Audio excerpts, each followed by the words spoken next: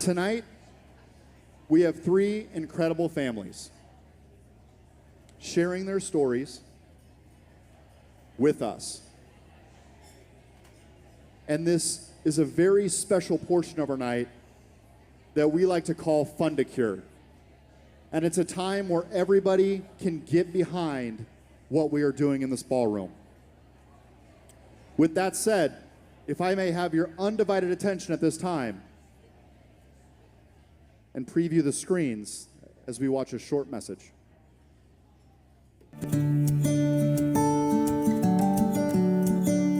I would say something that would surprise people about managing type 1 diabetes is that you can do the exact same thing 2 days in a row and have two totally different outcomes. Got your insulin, and your food figured out, and then the next day, it doesn't make sense. For no reason, the thing that you did yesterday might not work today. It's these small decisions that I have to make periodically throughout the day that I don't think people really take notice to and surprise them.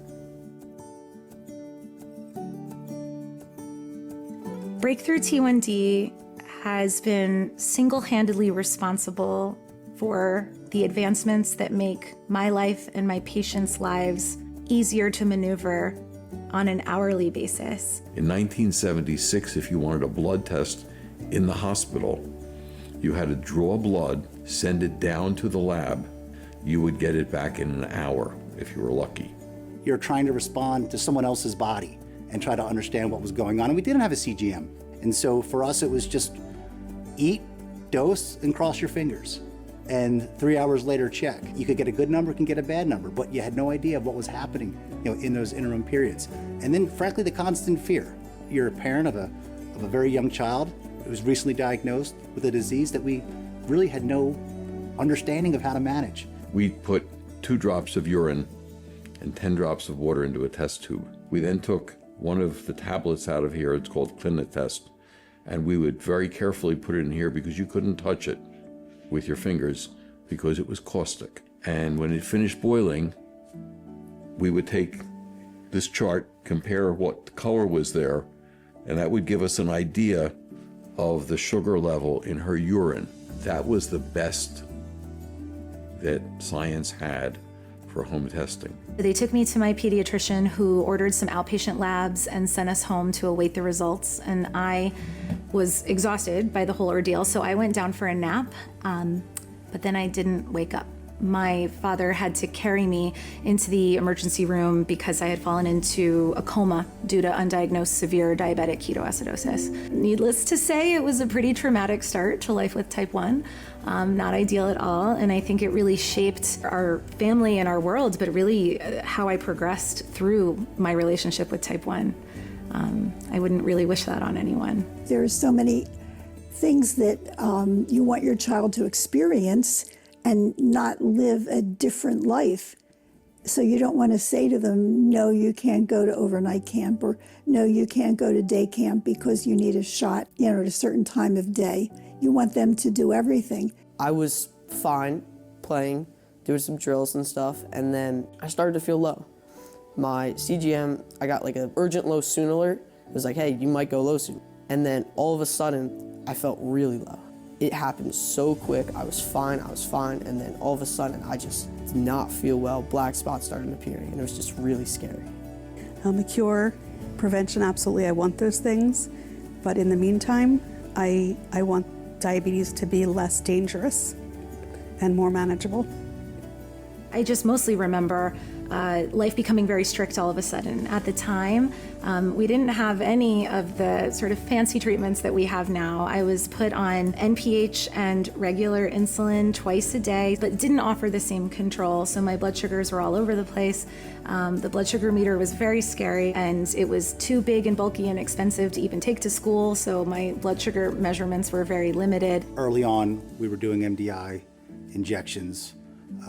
He was obviously much smaller. The scales were different. It was still challenging to calculate, but even in that world, there was so much unpredictability with what we were doing, and you add on top of that the honeymoon phase, which created even a different, more challenging dynamic in that from meal to meal, you could get wildly disparate results when you're dosing the same amount of insulin for the same foods. Quality of life is something that is priceless. Every single improvement that makes anything even the slightest bit easier pays off in dividends in the end, while we work and while the scientific community works so hard to find the ultimate cure.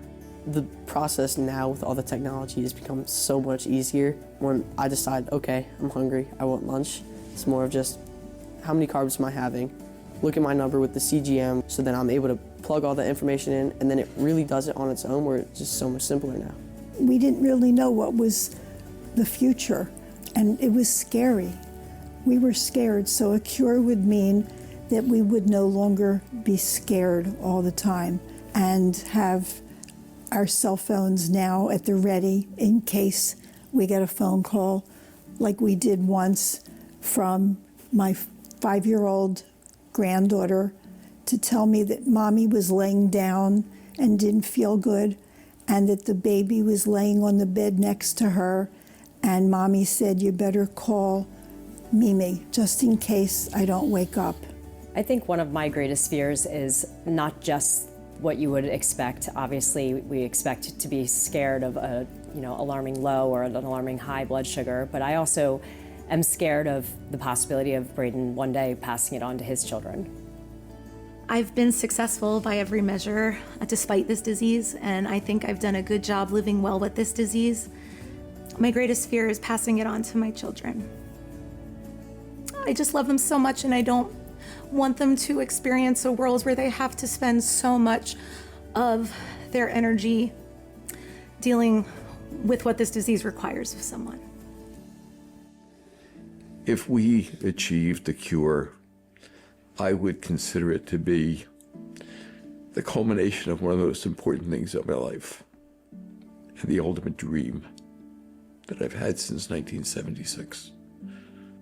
It would change every day of Sharon's life. As a parent, it's all I could hope for.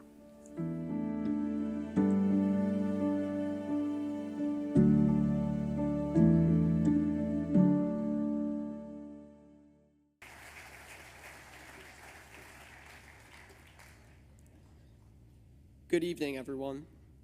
My name is Braydon Robinson, and it is an honor to be your 2025 Fund a Cure speaker.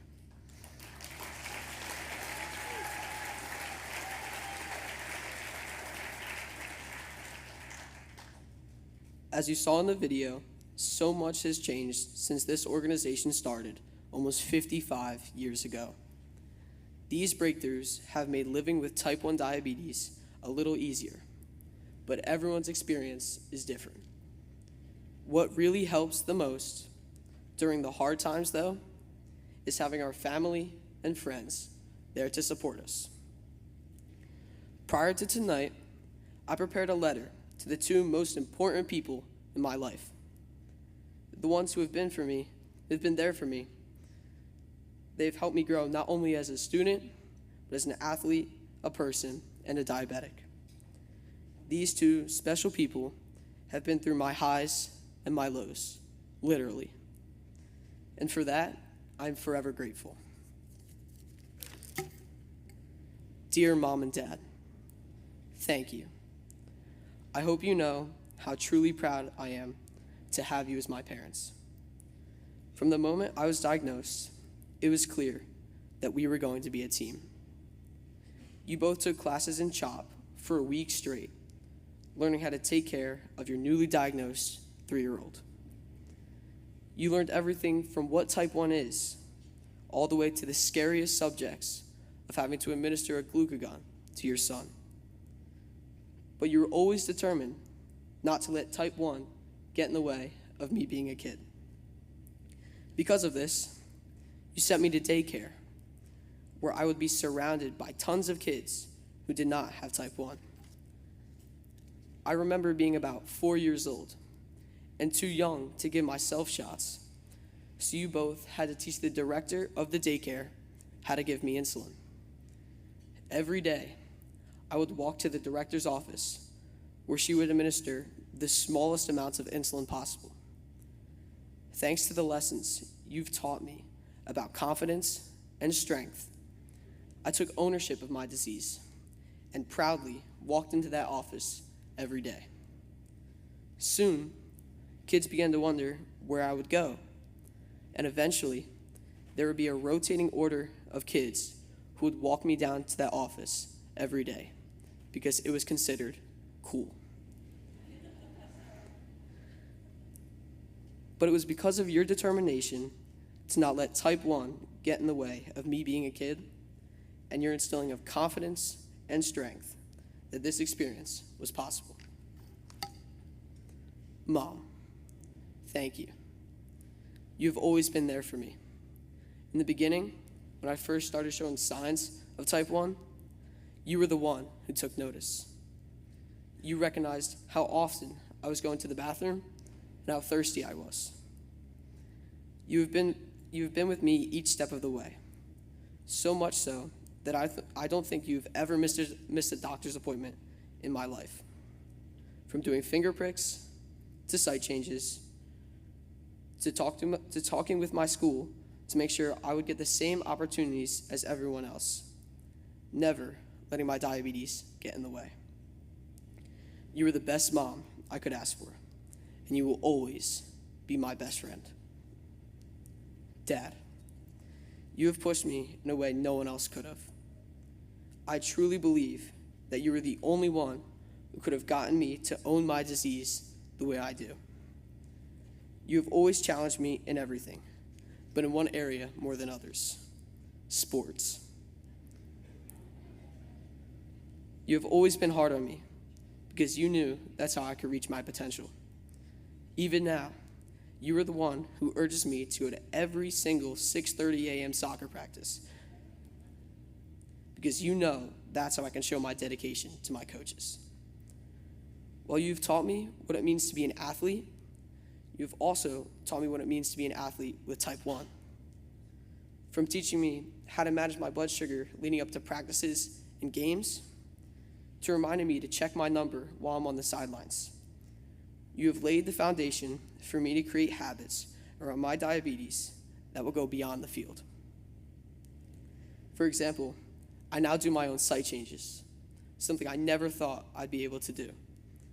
But it was because of the lessons you taught me, I've learned to completely own my disease.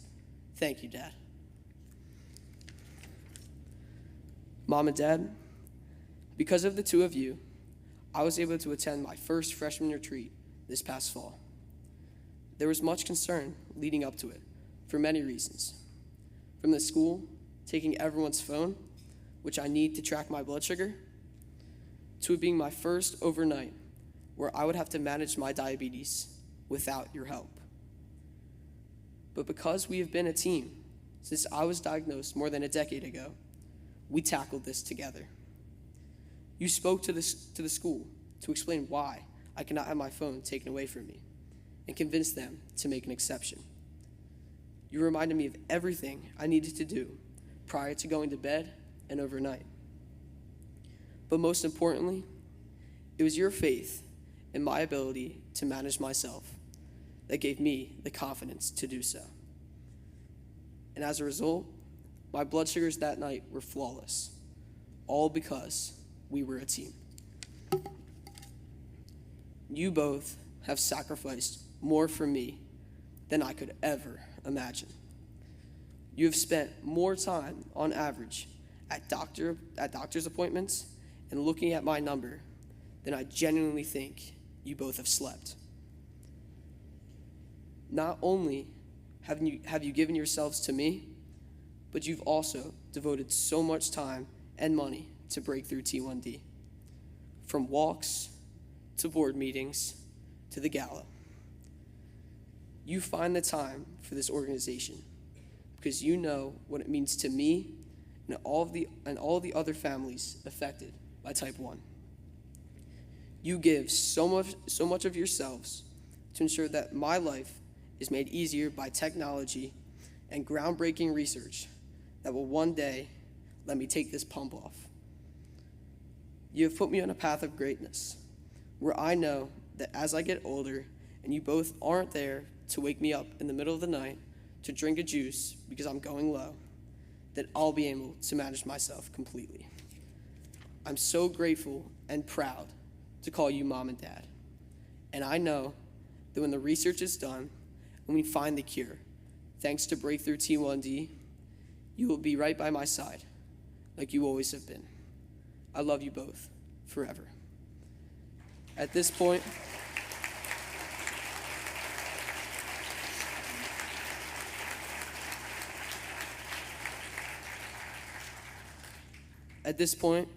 I'd like to take a moment to ask my parents to stand.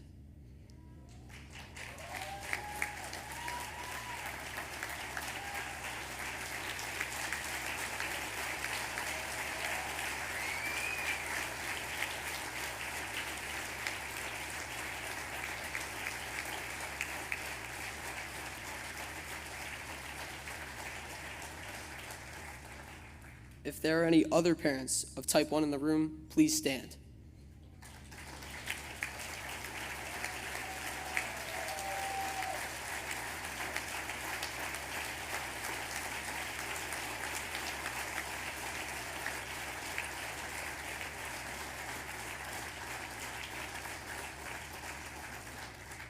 And if you love someone with type 1, please stand.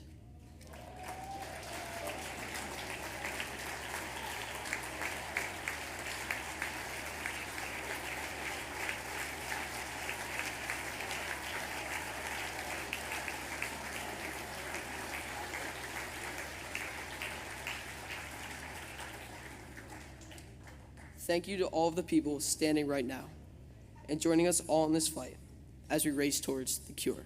Thank you.